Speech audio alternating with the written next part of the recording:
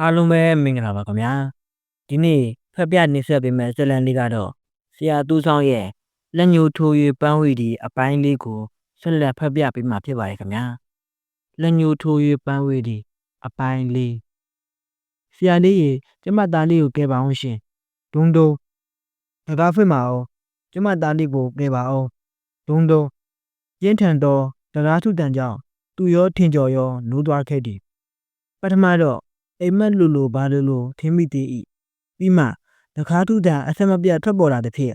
တကယ်မှန်တီးလိုက်ရတော့သည်ထင်းကျော်ကဘုံကနေထကတကားတွားဖွင့်ပေးသည်ထင်းကျော်တကားတွားဖွင့်ချိန်၌သူကတော့ခြေယွန်းနေရှိနေသောလေးဆန်းပတိအိုးလေးကိုကလစ်ညှက်လိုက်ပါသည်ထိုအခါ၌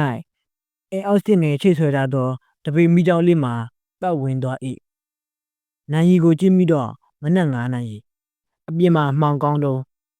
တင်ကျော်တကားဖွင့်ဝင်းစဉ်တွင်ပေါ်လာဒီကငိုကြီးချမ်းမဖြင့်မိမကြီးတစ်ယောက်မျက်ရည်တွေဖြန်းဖြန်းစည်းက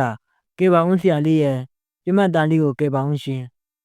နောက်ဘက်မှာလည်းမိတို့ကင်ထားသူလူတချို့ရက်နေဒီမို့ဘယ်သူဘာဖြစ်လို့လဲတော်လေးပြမသားလေးပါရှင်မင်းညနေတည်းကဝမ်းတွေတောက်ချောက်သွားနေတာအခုတတိမရတော့ဘူးဟင်းဘယ်မှာလဲလူနာတင်ကျော်ကအလင်းစလိုမေးတော့ပါလာပါတယ်လဲပေါ်မှာပါမိတို့ဝင်းပြတော့ခြံရှိမှာဆဲတစည်းရထားဒီကိုတွေ့ရ၏ခေါ်ခဲ့လေလူနာကိုဒီမြန်မြန်ခေါ်ခဲ့ပါအိမ်ဝတွင်ရက်နေသူတွေနောက်ဘက်လှည့်ပြေးသွားပြီးလဲပေါ်မှလူနာကိုအောက်ချ၏ပြီးတော့အလွန်မြန်ပင်စေကန်တွင်ပွင့်ခေါ်လာကြသည်အိမ်အောက်စစ်တွင်စေကန်တဘောမျိုးလှုပ်ထားသည်ဖြစ်ရာထင်ကျော်ကလူနာချရင်ကတင်မြန်ရှင်းပေးသည်ပြီးတော့နေရနေချိတ်ဆွဲထားသောတပေမိချောင်းလေးကိုဖြုတ်ကာကတင်မော်ရောက်လာသောလူနာကိုကြည့်ပြီးတော့လူနာမှာတကယ်ပင်သတိမရှိတော့ပြီတကူလုံးဖြူဖြော့ပြီးတွေးအောင်မရှိသလိုညက်ကွင်းတွေချိုက်ကမျက်လုံးတဝိုက်အမျိုးမဲတွေဆွဲနေ၏နောက်ပြီးမကောင်းသောအနံ့သက်တွေလှလိုင်ထွက်နေ၏ဝယောကပင်မို့ထိုကဲ့သို့အနံ့ဆိုးများထွက်နေခြင်းသည်မဆန်းဆောင်ပတ်ထားပေမဲ့အနံ့ဆိုးများကသူတို့အိမ်လေးတစ်ခုလုံးကိုဖုံးလွှမ်းသွားပါသည်ထိုစဉ်မှာပဲရှေးကန်းသွင်းတို့လူတစ်ယောက်ဝင်လာ၏ထိုလူကိုမြင်တော့ဟင်းစီသူတစ်ယောက်အံ့ဩမှိတ်သက်သွားနေပြီအခြားသူမဟုတ်ဝေလဟုတ်ပါ၏ရှမ်းမောင်းပြီးပပကြီးနှင့်ပင်နီရှမ်းကြီးလက်ပြက်ကိုဝတ်ထားသည်သူ့ကိုတွေးတော့အပြစ်တစ်ခုဆူရဲသွား၏ပြီးဂရိဝတ်ထားသလိုအကျစ်ကိုထင်ကြောစီလွှဲရင်းဆရာလေးကုလို့ရပါဦးမလားတန်ပြက်နှင့်မေးပေမဲ့ထင်ကြောမှပြန်မပြေအားလက်တွင်ကင်ထားသည့်မိချောင်းအားစီတုတံလွှဲပေးပြီးဆရာဝန်ပြီးလုံးစရာရှိတာတွေကိုဆက်တိုက်လှုပ်ဆောင်တော့၏နှလုံးခုန်ထုံးဆန်းပေးပေါင်ချိန်တိုင်းကတကူလုံးကိုကြပြကြရာထိုးပေးသည်ပြီးတော့လူနာရှင်အားလူနာဝမ်းချသွားချိန်နှင့်ဝမ်းသွားသည့်အကျင့်ရေးအတွက်သတိလွတ်သွားခြင်းတို့ကိုမေးသည်ဝမ်းပုံစံအနေထားပါတစ်ဆက်တည်းမေး၍လုံးစရာရှိသည်များကိုဆက်တိုက်လှုပ်ဆောင်ပါတော့၏ဒါပေမဲ့တိလက်စေးကမ်းပင်မို့ညီများပင်ကြိုးစားလှုပ်ဆောင်ပါတော့လဲလူနာအတွက်စိတ်ချလုံခြုံမှုကိုမပေးစွမ်းနိုင်ပါလူနာမှာသတိလစ်နေတော့ပိုလို့ပင်စိုးပါ၏လိုအပ်သောစေဝါမျိုးစုံမရှိပစ္စည်းကိရိယာမရှိစလိုင်းချိတ်ရန်ပလင်းမရှိထင်ကျော်တတ်နိုင်သလောက်တော့အကောင်းဆုံးလှုပ်ဆောင်ခဲ့သည်ဒါပေမဲ့လူနာအခြေအနေမကောင်းဘူးစိတ်ုံတင်မရမယ်အတော်ကြီးမှာအုံကိုပါတော့၏သူကိုယ်တိုင်လည်းမိချောင်းကင်ထားရမှစိတ်မကောင်းဖြစ်သွားသည်တော်ကြီးစွန့်ကိုမနေနဲ့အောင်ခမည်းသားတည်တည်တာမဟုတ်ဘူးဝေလာကခက်ငငပြောတော့တားစောကပ်နေသူအတော်ကြီးဤကနဲ့အတန်တိတ်သွားရ၏ဝေလာကိုတော်တော်ကြောက်ရသည်ထင်သည်အတန်မထွက်တော့တာဖြစ်သူကိုကြည့်ပြီးမျက်ရည်တို့သာဖြန်ဖြန်စီးကြနေပါသည်ကိုသားအတွက်ကိုအတန်နှင့်ကိုငိုတာပင်လွတ်လပ်စွာမငိုရသည့်ဘဝတွေပါလားဒီတော့ဆိုရင်ဖြင့်စီသူတဘောပေါက်လေပြီယခုလူနာသည်ဦးတိုင်းညိုအာနာအောင်မှတပည့်တူဆိုတာမှားဖွယ်မရှိတော့ထင်းကျော်မှနိုင်ရီကိုတစ်ချက်မော့ကြည့်၍အခုသွားနေရင်တော့ကြောက်ကြီးရွာနောက်ဆုံးကားကိုမိလောက်ပါတယ်အမေဖြစ်သူမှာဝေလာကိုအာကိုတကြီးမော့ကြည့်သည်အမေတယောက်ပင်မို့သူ့တာအသက်ကိုတော့အရာအလုံးထက်နှမျိုးမိမှအသေးကြပင်ဝမ်းနေဆက်၍မွေးထားရသည့်အသက်ကိုတော့ကဲကျင်ပေးလိမ့်မည်ဝေလာအားအာကိုတကြီးမော့ကြည့်ပေမဲ့မတော်လို့မဖြစ်ဘူးလားဆရာလေးအမေဖြစ်သူတမ်းမှရှိုက်တန်တစ်ချက်ထက်သွားသည်ပြီးတော့မျောလွန်းချက်မဲ့သောမျက်လုံးတွေနှင့်ပ ဇက်ကိုအဝတ်အိပ်ပြီးငိုရှာ၏ဝေလစကားကရက်ဆက်လွန်လာသည်လူတယောက်အသက်ကိုညွှန်ရကစိုးလုံးများတဘောထားသလားမဖြစ်ဘူးဆေးရုံမတင်ရင်လူနာအတွက်စိုးရင်ရတယ်အမေဖြစ်သူမှာဝေလအားခြေထောက်ဖက်ငိုပါလေသည်ကျမချစ်ကြီးခိုးပါလေရှင်ကျမသားလေးကိုဆေးရုံပို့ပေးပါကျမတောင်းပန်ပါတယ်သားလေးအတွက်ကုန်ကြစည်တွေအားလုံးကိုလည်းရှင်တို့စီမှာကျမကြုံခံပြီးဆက်ပါမယ်ရှင်ကျမသားလေးကိုဆေးရုံပို့ပေးပါရှင်တို့ကျေးဇူးကိုတသက်မမေ့ပါဘူးအတော်ကြီးမှာတဲထဆန်ငိုရင်းဝေလအားဦးချကြောနေတာမြင်တော့သူတို့စိတ်မကောင်းနိုင်ပါဝေလမှာမတက်တာဒီပုံစံမျိုးတက်ပြင်းကိုချသည်ပြီးတော့မှကောင်းပြီလေခမည်းသားကိုကျုပ်စီးအောင်ပို့ပေးပါမယ်ငိုယိုတောင်းမဲ့နေရာမှာညှို့နှင်းကျက်ဝေသွားသောအမေဖြစ်သူ၏မျက်လုံးနှင့်မျက်နှာကိုသူဒီတက်မေးမရနိုင်ကျွန်တော်တို့ကြီးပဲသွားတာတဲ့ဆရာလေးပါရင်ပိုတင်းတော်မယ်ထင်တယ်ဆရာပြမုံကလုံးဝကိုကျုံးလွန်နေသည်ဒါပေမဲ့ဆရာဝန်စိတ်ဓာတ်အပြည့်အဝရှိသူတယောက်အတွက်ဒါတွေဒီရေးမဟုတ်ထင်ကျော်ကသူ့ကိုဖြတ်ကနေလှမ်းကြည့်သည်သူတော်ပါပါသည်ရတယ်မင်းလိုက်သွားလိုက်ငါနေလို့ဖြစ်တယ်သူ့စကားကိုကြားတော့โอเคဒါဆိုလူနာကိုလဲဝက်တင်လိုက်တော့ကျွန်တော်လိုက်ခဲ့မယ်ဝမန်တရာကျေးဇူးတင်တဲ့တွေတစ်တာပို့လှုပ်ရှားတဲ့တွေစေကံတွင်းမှာစူရံသွား၏ထင်ကျော်ကြပြအိယာပေါ်ပြည့်တက်ပြီးလွယ်တလုံးပေါ်တွင်းတို့လိုအပ်သောပစ္စည်းများကိုထည့်သည်ပြီးတော့စစ်တာကိုအလင်းအမြန်စစ်ဆေးကအင်းရင်ထက်မိပြင်တော့မင်းအနွေးရဲ့အညီတည်းလောက်ဆက်သွားအောင်လေပြင်မာတော်အေးတယ်အေးဟုတ်တာပဲစစ်တာကိုချကအပေါ်ပြန်တက်ပြီးတန်းတွင်လွှားရသည့်အနွေးအင်ကြီးကိုကောက်ဆို့သည်ပြီးတော့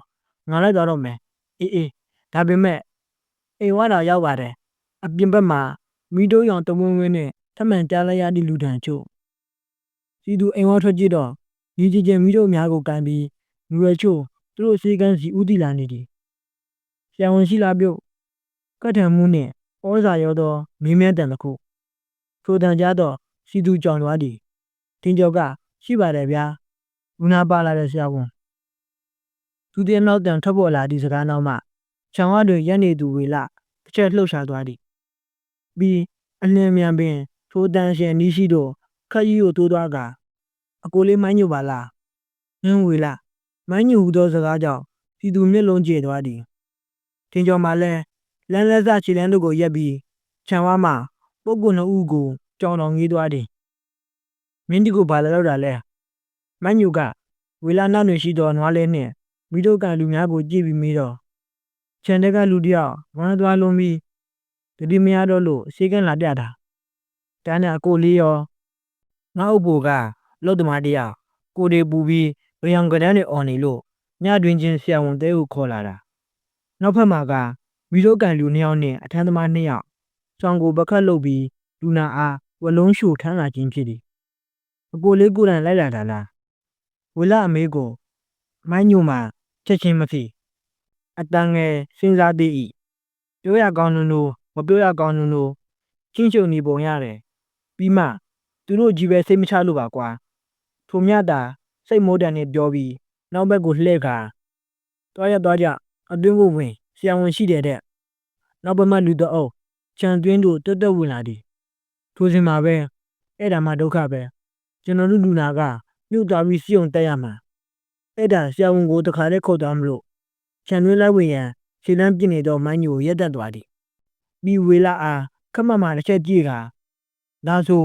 ငါလူနာကိုဒီတိုင်းထားပေးရမှာလားဝေလာဝိုးကြသွားသည်ချက်ချင်းပင်ခေါင်းကိုငိုပြီးကိုကန်းညွန့်က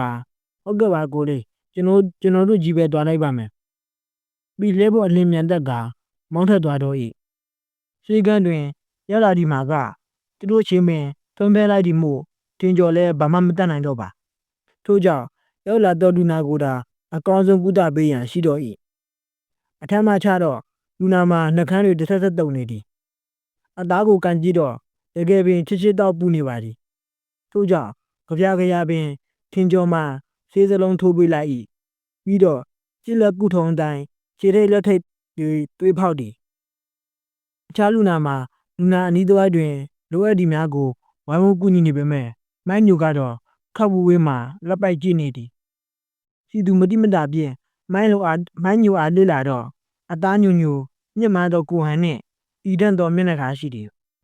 အမူအရာခက်ထန်ပေမဲ့နှလုံးမှာတော့ကျင်နာစိတ်ငွေ့ငွေ့ကိုတူရ၏လုံကြီးကိုတူဖို့ကအပေါ်မှတက်ကလက်အင်ဂျီညိုကြီးကိုလွှမ်းခြုံထားပါသည်သူရှားသည်ကပခုံးမှာဆောင်းသားတလက်လွှဲထားခြင်းပင်အသက်ရွယ်ကဦးသက်ခေါ်ရမည်ရွယ်ထင်ကျော်ကပေါ်ဝါကိုရေဆုပ်ကလူနာနှံပူးပေါ်တင်ထားပေးသည်ရှေးစိန်ကြောင့်တိတ်မကြခင်၌တလီလိုတစ်ချက်မလို့တစ်ချက်ဖြစ်နေသောလူနာမှာငြိမ်ကျသွားသည်ဒီတော့မှဘယ်ချိန်လောက်ကကိုပူချိန်တက်တာလဲည7 နာရီလောက်ကတညလုံးကြောင်ကြောင်တွေပြောနေလို့သူ့အတွက်ဆွေးရင်ပြီးဆရာလေးစီကိုညတွေ့ချင်းရောက်လာတာပါအနီးမှာရှိနေသူလူတစ်ယောက်ကတွတ်တွတ်လက်လက်ပင်ဖြေပေးသည်ဦးမိုင်းညိုကတော့ဦးဝေးမပင်ခက်တိတီကျင့်နေပါ၏လင်းကျက်သွန်ပေပြီးမကြခင်မိုးလင်းတော့မည်တင်ကျော်ကယေစုပေါ်ဝါကိုမကြာခဏရီလဲပေးရင်လူနာအခြေအနေကိုစောင့်ကြည့်နေပါသည်လူနာ၏မျက်နှာမှာတိတ်မကြခင်ပဲတွေးအောင်လွှမ်းလာသည်တောင်းအကြမှာအိပ်ပျော်သွား၏အိပ်ပျော်၍အသက်ရှူတံပြင်းထွက်လာမှထင်ကျော်သက်ပြင်းချနိုင်တော့သည်လိုအပ်သောဆေးဝါးများကိုထုတ်ပိုးပြင်ဆင်၍ဒီဆက်ရာလူတစ်ယောက်ကိုပေးပြီးစိုးရိမ်စရာမရှိတော့ပါဘူးနာအဲ့ရနိုးနဲ့ပြန်ခေါ်သွားလို့ရပါပြီတင်ကျော်စကားဆုံးတော့ကန်အေးမိုးရင်းရင်ပြန်ကြမယ်နောက်ဘက်မှထွက်လာတော့မိတ်တန်တစ်ခုကန်အေးဆိုသူမှာကိုချာကနေလှည့်ရင်ဟုတ်ကဲ့ပါကိုလေးတင်ကျော်ကတော့ဆရာဝန်ပြီးလူနာနဲ့ပတ်သက်ပြီးမှားစရာရှိတာမှားသည်လူနာအားတိုက်တွေးတင်သောအစာနဲ့ကိုပူချိန်ပြန်တက်လာပါကတောက်စီပြီးတော့နဖူးပေါ်ယခုကဲ့သို့ရေစိုးဝတ်တင်ပေးရန်စသည်တို့ကိုမပြတ်မှားကြပြီးမနှက်ပြန်ဆက်တင်လာရန်ကိုပါပြော၏တန်ရေးဆိုသူကထင်ကျော်ပြောသမျှကိုခေါင်းတငိမ့်ငိမ့်ဖြစ်နားထောင်သည်ဆရာသခင်မိုင်းညိုစီကိုလည်းအရေးအကြီးလမ်းကြည့်ရသည်လင်းချက်တွေတန်စုံသွန်နေပြီမနှက်ခင်းမှာလည်းဝီလီဝီလင်းအလင်းအောင်နဲ့အတူမျက်နှာတက်ခဲ့ပြီမောင်မိုက်နေတော်ပတ်ဝန်းကျင်ကတဖြည်းဖြည်းတဲကွဲလာသည်စောင်းဥပေါနှင်းမုံတို့ကြားကိုအလင်းဆက်တို့တဖွဲဖွဲကျဆင်းလာပြီးဒီနောက်မှာတော့ကဲသွားရအောင်ဥဆောင်ထွက်သွားသူကတက်ကလက်အင်ကြီးထူနှင့်မိုင်းညိုနောက်မှလိုက်ရသူကလူနာမှာထမ်းပေါ်တွင်ဆေးရှိန်နှင့်အိပ်ပျော်နေသည်မူးလို့တွေမလို့တော့ပါတားမရရင်လည်းသွားပေါ့ကွာထွက်သွားတော့လူအုပ်ကိုကြည့်ရင်ထင်ကျော်ကခက်ညီညီပြောသည်သူကတော့ထင်ကျော်ပြောစကားသခွန်းကိုအကျွမ်းမဲ့ယုံကြည်လိုက်ပါသည်ညီမြစ်သူတောင်ဤမြအာနာရှိလျင်အကိုလို့သူကပြောပြမလို့တော့သိကြပါသည်တိုက်ညိုကဤရွာမှာဘရင်တပားပင်ဖြစ်ပေလိမ့်မည်ထင်ကျော်ကတော့မြို့ကိုလိုက်မသွားနိုင်တဲ့ဖြင့်စိတ်မကောင်းသလိုညှဉ်းညူရှာသည်မနေ့လေးမိချိန်မှာလူနာများထက်ရောက်လာပြန်၏ဒါပေမဲ့တာမန်အေးမိဖျားနာများတာဖြစ်ပါသည်တက်ကြီးပိုင်း2ဦးနှင့်ကလေးငယ်2ဦးမနေ့စင်နဲ့ရောက်တော့ဆရာလေးနဲ့ဧည့်သည်အတွက်ဆိုကရွာသားတစ်ယောက်ထမင်းကြိုက်လာပို့သည်ထင်ကျော်ကရွှန်းနှောင်းဆို၏ငါကတော့ဒီရွာမှာဘုန်းကြီးပဲကွပို့ဆုံးမဲ့စားတယ်သူကလည်းပြန်လှက်သည်ပြည့်လေပြုံးဟဲ့ကောင်ရှာကိုမိုးတို့ပြစ်နေအောင်မယ်ထို့နောက်တော့မြတ်သားလက်ဆေးပြီးထမင်းလွှေးကြပါသည်ထမင်းစားပြီးတော့ကဲလူရှင်းတော့တွားလိုက်ရအောင်ဘယ်လဲဦးမေးစရာမလိုပါသူတို့အတွက်တွားစရာတစ်ခုပဲရှိပါသည်အဲ့ဒါကထူးဆန်းလွန်သောမိသားတို့တည်နေရလို့မဟုတ်သူတို့အခေါ်၆သွေးတောင်ကုန်းတိုးရန်လေးကပွေပေါက်ကန်လေးသည်ရှင်းလင်းတဲ့စိတ်လှတော့နွားဆွဲလန်းလေးဖြစ်ပါသည်ဒါပေမဲ့အသွားလာနေသည့်ထင်၏လေပြရမှလွယ်၍ကြံတရားတွေမျက်ဖုံလို့ကျောင်းဦးပေါက်ပင်မို့လမ်းဘေးတစ်ဖက်တစ်ချက်မှာတစ်ပင်ဝါပင်တို့စိမ့်ဆူကနေသည်ရွာမှ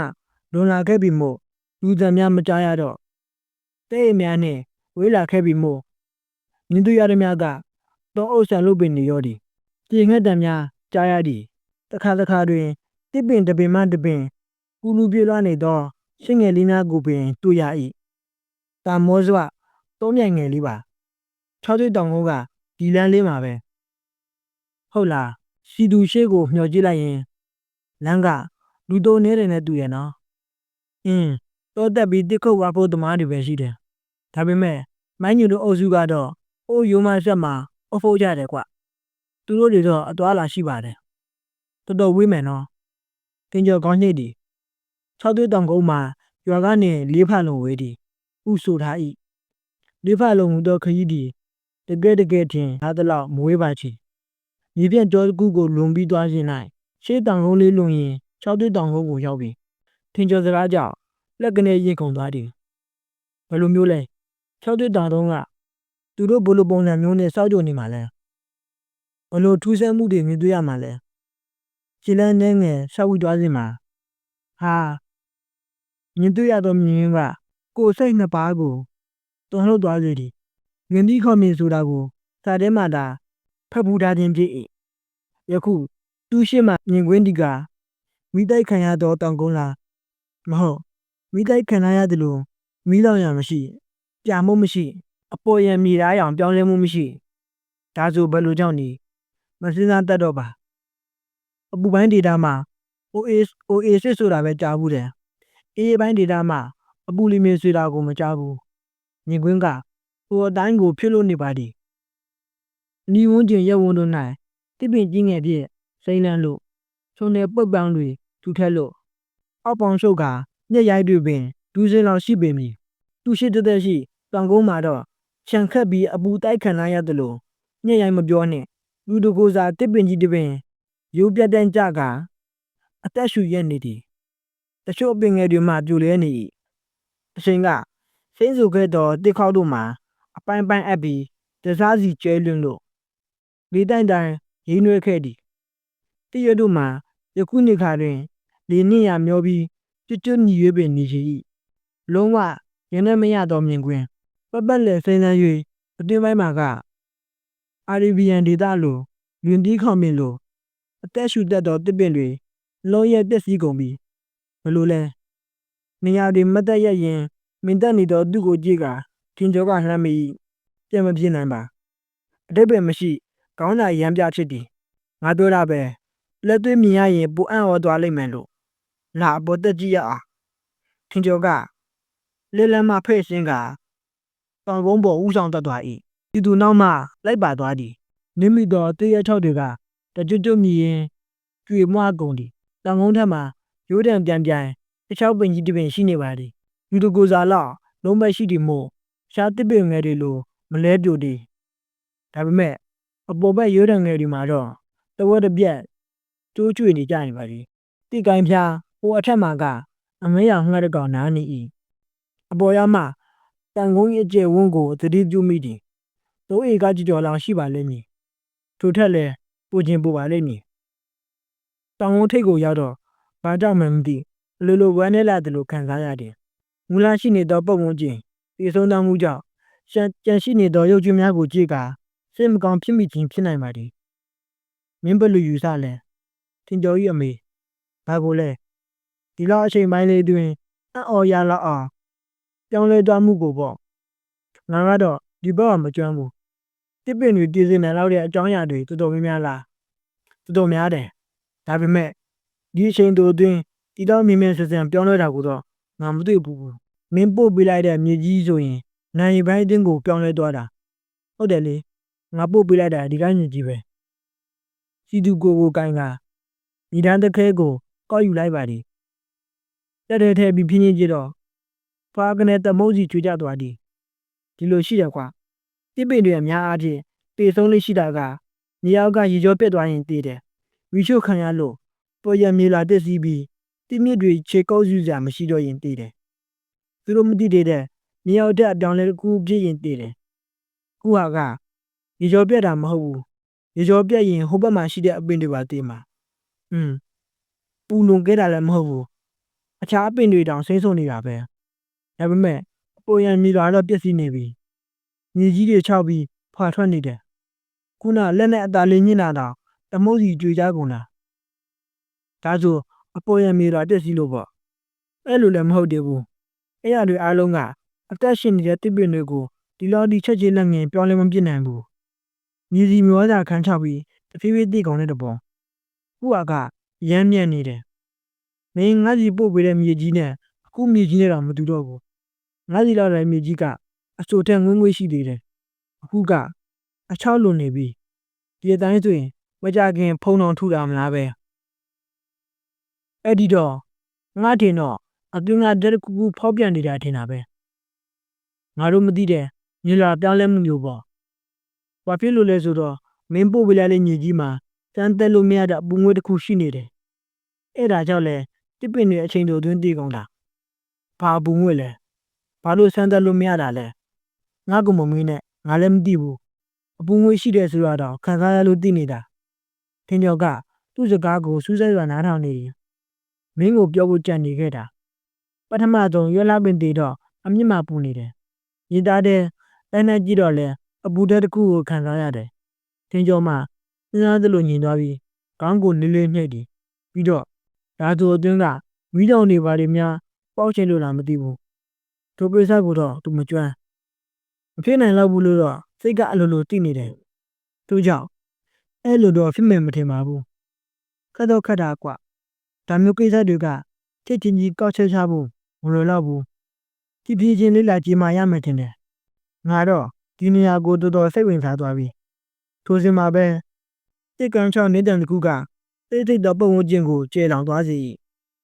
အတန်ကြားရစီသူတို့ကောင်းတွေစက်ကနေလဲသွားသည်တစ်ပင်ကြီးတစ်ပင်နောက်မှထွက်ပေါ်လာခြင်းဖြစ်သည်အပင်နဲ့ကွက်နေသည်မို့ဘယ်သူဘယ်ဝါဆိုတာကိုမမြင်ရသူတို့စကားကိုချောင်းနားနာနေသူတယောက်တော့ရှိနေလေပြီသူရဲ့ငါတို့တော့အပေါ်တက်ရပြီနဲ့တူတယ်ထင်ကျော်ကသူတို့စမ်းဒီတဘောခက်ကြကြပြောတော့ကောင်းတာပေါ့ကွာယူဆုံသွားတာပေါ့ဒါနဲ့ငါတို့ဘော်တစ်ကိုမတွေ့ရသေးပါလားထင်ကျော်ကတစ်ပင်ကြီးစီလမ်းကြီးကထွက်ကပါမိတ်ဆွေကျွန်တော်နဲ့တူတူစကားပြောလို့ရပါတယ်ပထမတော့လှုပ်ရှားမှုမရှိညင်တက်နေသေး၏ထင်ကျော်ရဲ့မိတ်ဆွေတစ်ကလူငယ်ခံနေပုံမပေါ်ဘူးဒီတော့မှခြေရောက်တစ်ဖက်ရင်တုံးထွက်လာတယ်ငါဘာဖနက်ကိုစီးပြီးပစိုးတူတူဝတ်ထား၏ပြင်းမရတော့ဒီမို့မထွက်ကျင်နဲ့ထွက်လာရပုံမျိုးလူတကိုယ်လုံးထွက်လာစင်မှာတော့ကြီးမောင်တင်ညိုပါးစက်မှလွတ်ကနေထွက်သွားခြင်းဆက်စုလိုမျိုးဖြစ်သွားရင်တောင်းပန်ပါတယ်ဆရာလေးတို့အနောက်ရှက်ဖြစ်သွားမှဆိုလို့ပါတောင်းတယ်ဆိုပေမဲ့ရေတန်းကတခြားတယ်မျက်နာကမှုန်တည်တည်ရွယ်အိတ်ကိုဆွလွယ်တိုင်းပြီးခါမှာအမြောင်တစ်ချောင်းထိုးထား၏တင်ကျော်နှင့်တိနေသောရွာသားတယောက်ဖြစ်ပုံရပါသည်ချားနောက်ထောင်းနာထောင်ဒီကိစ္စကိုတော့ထိုလူပြောပုံကိုရောသိပွေမကြသည်မို့စီသူခက်တိတိစကားတစ်ခုမေးလိုက်သည်ဘာလဲခမရလဲကြောက်လို့လိုပဲဒီတန်ကိုဘာကြောက်ချောက်တွေ့ရတယ်ဆိုတာကိုလာလေလာတာလားထိုလူက၆ကကရဲ့ဤမဟုတ်ဘူးဗျတစ်လာခောက်တာလားထင်ကျော်ကဖြတ်မေးသည်တစ်မခုတ်ပါဘူးဒါဆိုငါတို့နောက်ကနောက်ရခံလိုက်လာတာပေါ့အဲ့လိုလည်းမဟုတ်ဘူးဒီသူထက်မိမိပြင်တော့ထိုလူကနောက်ဖက်ချကနေလှည့်သွားသည်ပြီးတော့ရိုးပြန်တိုင်းထားနေသည့်တခြားပင်ကြီးကိုမောကြီးကကျုပ်ကရွာမှာလူတွေအစမ်းပြက်တည်ဆုံးနေမှုနဲ့ဒီ၆တူတောင်ကိုဆက်ဆက်မှုကိုလာရှာတာမျက်မှောင်တုတ်တာမိကြီးခိုင်ဆရာလေးပခိုးတန်တစ်ခုကအောက်ဖက်လဲလန်းစီမှထွက်ပေါ်လာသည်တော့ရတာကျန်သူလမ်းချင်းပြီးတော့ဆရာလေးရေလောက်ပါအောင်ထုံးကအသက်မရှိတော့ဘူးအောက်ဘက်လဲလန်းစီမှရင်ဘက်ကိုဖိပြီးတန်ကုန်ဟိနေသူတယောက်သူနဲ့ထင်ကျော်တရားကိုတယောက်ကြည့်ကထင်ကျော်ကဘုံကနေပြေးစင်းသွားသည်ထင်ကျော်ပြေးစင်းသွားတော့သူလဲနောက်ကပြေးလိုက်သွားရပါသည်ကြည့်ပုံကတော့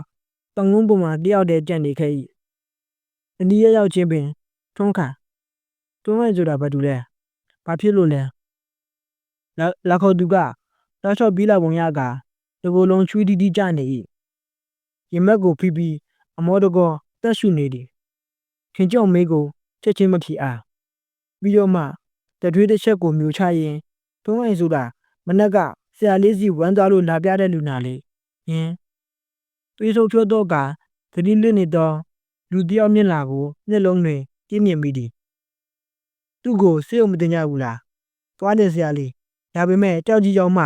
ကားမမီတော့လို့ရွာပြန်သေးလာတာဟာခင်ကျော်မျက်နှာလမ်းငပုတ်ဖမ်းသလိုငယ်ကြသွား၏ပြီးဆွေရင်စိတ်တွေမချစ်မရဖြစ်မှုတွေတပြိုင်နက်ဖြစ်ထွန်းသွားကဒုက္ခပါပဲအခုသူ့ပမာလဲသူ့အမေအိမ်မှာပါလာသွားမယ်သုံးယောက်သားငါဒီပြရပါလိတော့ဒီလမ်းမှာလာခေါ်သူလူငယ်လေးကမော်ဒကောရှင်းပြနေသေးတယ်စေကန်သွားကြည့်တော့တကားပိတ်ထားတာနဲ့ရွာတွေကလူတွေပြောလို့ဒီဘက်လိုက်လာတာ ရွာထဲရောက်တော့ရှေးကန်းကိုရေဝင်ကစစ်စစ်သာယူသည်ပြီးတော့လက်ခေါ်သူလူငယ်ဤဥဆောင်မှုဖြင့်သူတို့ဤခြေလမ်းတွေလူနာရှိရာတို့အသက်ပင်ဖြောက်အောင်မရှူအားပြေးလာလိုက်တာတဲအိမ်လေးတစ်လုံးရှိရောက်စင်မှာတော့ဆရာဝန်လာပြီထိုတန်ကြတော့အိမ်တွင်းမှလူတအုပ်ပြေးထွက်လာသည်ဒီတော့မှအိမ်တွင်းဝင်ရန်နေရာရသွား၏ထင်ကျော်ကိုမြင်တော့အမလေးဆရာလေးရဲ့ကဲပါအောင်တော့ကျုပ်သားလေးကိုကဲပါအောင်မနေ့ကကြားဦးထားတော့အတန်တစ်ခုစီကအတန်တစ်ခုစီးကြိုထွက်လာသည်ထင်ကျော်ကလူနာကြီးပြေးသွားပြီးစမ်းသက်စရာရှိတာကိုစမ်းသက်သည်မကြပါထင်ကျော်နှုတ်မှအပြည့်တစ်ခုကြည့်ကြလူနာအသက်မရှိတော့ဘူးရှင်ဟာအမေဖြစ်သူရဲ့စုကနေအော်တန်ကြီးထွက်လာပြီးနောက်ပိုင်းမှာရှိနေသူအလုံးဘန်းကိုကြပါတော့၏လူနာမှာဘယ်ချိန်ကလေးကတက်မရှိတော့သည်မသိအသားတွေပင်ပြနေပြီအလောင်းကိုချက်ချင်းတကြုံမရမယ်ထင်ကျော်စကားဆုံးတော့အမေဖြစ်သူမှာအမလေးတော့အစလာကြီးလားဆရာလေးရဲ့သူ့သားလေးကိုကြုံဝအောင်တော့မကြည့်ရတော့ဘူးလားရမက်ကိုထုပြီးမှုတော့ဝမ်းပြက်ဝမ်းလျှော်ပြီးတည်တဲ့လူတိုင်းကိုဒီလိုပဲလုပ်ရတာပါမဟုတ်ရင်အိမ်သားတွေနဲ့အခြားလူတွေကိုပါယောဂကူးနိုင်တယ်စကားဆုံးတော့အိမ်ထဲမှာလှုပ်ရှားသွားပါသည်ဥဆောင်ညွှန်ကြားနေသူအတန်ကြား၍လှည့်ကြည့်တော့ဝေလာဘယ်ချိန်ကလေးရောက်နေသည်လည်းမသိခုနဇောနေမှုဝေလာရှိသည်ကိုမမြင်လိုက်ပါထင်းကျော်မှာအိမ်တွင်ဆက်ထိုင်နေသေးပေမဲ့သူကတော့စိတ်မကောင်းစွာအိမ်ပြင်ထွက်ခဲ့လိုက်သည်မကြပါချေဝေလာတစ်ပည့်နှစ်ယောက်မှာဝါကတ်တစ်ခုကိုထမ်းပြီးအိမ်တွင်ဝင်သွားသည်အတွင်းမှာငိုယိုအဟိတန်ကန်ကြောက်သားမြင့်တန်တွေကိုဥဒိခါပြုပြီးပြန်ထွက်လာတော့ဝါကတ်ပေါ်တွင်အလောင်းပါလာသည်ဝေလာကမြင်းပေါ်ကုန်းတက်ကရှေ့မှဥဆောင်ထွက်သွား၏ဝေလာနောက်မှာကမြင်းလက်စည်းနှင့်တပည့်နှစ်ယောက်ထို့နောက်မှလူလေးယောက်ထမ်းလာသည့်ဝါကတ်ပေါ်မှအလောင်းတစ်လောင်းအင်သူအိမ်သားနှင့်အနီးနားဝန်းကျင်ရောက်ဒီကရာတွေကတော့နောက်မှငိုယိုပြီးပါလာကြသည်ဖြစ်တယ်လို့ပို့လိုက်ရတော့အာတုပလေးပါသူနှင့်ထင်ကျော်ဒီလဲရွာသားများနှင့်ယောဂနောက်မှလိုက်လာခဲ့သည်ဝေလာကဥဆောင်ကရွာပြင်တုတ်တန်စီတို့ဥတီသွားနေခြင်းဖြစ်ပါသည်ဒါပေမဲ့အပြင်မှထွက်ပြီးခြေလမ်းနှင်းငယ်လမ်းစဉ်မှာပဲဟာတေးပြီလားကွာဟေ့တေးကြပြီလားဒီလိုပဲပေါ့ကွာမလဲကြရင်မနဲ့တဲ့တန်းပေါ့ဟာနေတန်းကြီးတစ်ခုကအထက်ပိုင်းစီမှကျေလောင်စွာထွက်လာသည်ဥဆောင်သူဝေလာပါဝင်လိုက်ဖို့သူအလုံးကအတန်ထပ်ပေါ်လာစီမောကြည့်မိတော့ကြီးမောင်ရှေ့ပိုင်းစီမှမိမတကွေအမရိတန်ဟုတ်ပါတယ်မလမကန်တန်ကုန်းမော်မနေ၍တစ်တလို့ချလာတော့အတုပကိုကြည့်ပြီးပွဲကြည့်ရတယ်လို့ဦးမျိုးခွန်ပေါလို့နေသည်တလွေတိုင်းနာတော့လွဲကိုပင်ချုပ်ကလက်မှာဥရရင်တဟားအော်ရနေပါ၏ကြီးမောင်ပုံစံကိုကြည့်ပြီးအကိုလုံးကြောင်သွားကြသည်ချက်ကြီးတငင်ကိုကြားသူတွေပါကြီးမောင်ဤဦးကြောင်ပုံစံကြောင့်အငွေရက်ကကြောင်စီတွေဖြစ်ကုန်သည်အလှည့်ကြရင်မနှွေစတန်းဟိခေါ်ပေါက်အော်ဟင်းနေတော့ကြီးမောင်ဝန်ထမ်းကိုကြည့်ပြီးဝေလာကတောက်တစ်ချက်ခောက်ကသွားကြစမ်းကွာအတိကောင်ကိုသွားဆုံးလာကြနောက်မှရှိနေတော့ပုဂ္ဂိုလ်နှစ်ယောက်မြင်းကိုဒုံးဆန်း၍တောင်ကုန်းပေါ်ပြစ်တက်သွားသည်ကြီးမောင်ကလည်းတွက်၏သူဒီဒုံးဆန်း၍လာနေကြောင်းသိသည်နှင့်နောက်ဖက်လှက်ကမှုံနေအောင်ပြေးရော့သည်မကြခင်မှာပဲနင်းကွင်းထဲမှကြီးမောင်နှင့်မြင်းစည်းပုဂ္ဂိုလ်နှစ်ယောက်ပျောက်သွား၏ဝေလာကဆက်လက်ထွက်ပွားသည်မကြပါရှိမြင်းစည်းပုဂ္ဂိုလ်နှစ်ယောက်ပြန်ရောက်လာတော့ဘလို့လဲဝေလာကလှည့်မေးသည်ဒါပေမဲ့မမီလိုက်ဘူးဆရာကျွန်တော်တို့တောင်ကုန်းပေါ်ရောက်တာနဲ့ဒီကောင်ပျောက်သွားတယ်ဘယ်ရောက်သွားလဲမသိဘူးနောက်တစ်ချိန်တောက်တစ်ချက်ခောက်ကနင်းနေအောင်မဟုတ်ကွာဒီကောင်တော့ငါတို့လက်ကလွတ်ပါစေတာဆူတောင်းထားစီသူကတော့ထက်ပါပြပြကိုကြည့်ပြီးရင်သွေးသွားချပြီးထောင်ချောက်တွေပေါ်များလုံးတီရွာတရာပြေပါတကားကြီးမောင်ကရောဘာအတွက်ကြောင့်ယခုအတုပကိုကြည့်ပြီးအားသားရင်မောနေပါသနည်းအကြောင်းတစ်ခုတော့ရှိပါလိမ့်ရင်ထိုညကရွာမှာတညလုံးခူးရီဥနေသည်သူရွာလုံးမှာလည်းတွန်းဝတ်တည်ဆုံးထားမှုနှင့်ပတ်သက်၍ထိတ်လန့်ကနေပါ၏ယခုဆိုရွာတွင်စသက်တည်ဆုံးသူ6ယောက်တိရှိခဲ့သွားပြီ ရှေ့လူပင်ရက်မလျာသေးနောက်လူမှာကတကယ်ပဲသူတို့ပြောသလိုရွာတွေအမှောက်ပယောဂတွေဖုံးလွှမ်းနေပြီလားစိတ်လန့်တော်လို့နေကြတော့ရော်သူရွာသားများကိုထက်မဲ့6လိုက်လိုက်ဒီဖြစ်ရတစ်ခုကထွေညမှာပင်ဖြစ်ပွားခဲ့ပါသည်အချိန်ကသကောင်ရွဲကြော် ဟုတ်ကဲ့ပါခင်ဗျာအခုကျွန်တော်ဖတ်ပြဆက်ပေးခဲ့တာကတော့ဆရာတူဆောင်ရဲ့လက်ညှိုးထိုးရေးပန်းဝီဒီအပိုင်းလေးကိုဖတ်ပြပေးခဲ့တာဖြစ်ပါရဲ့ခင်ဗျာအားလုံးပဲကျေးဇူးအများကြီးတင်ပါတယ်ခင်ဗျာ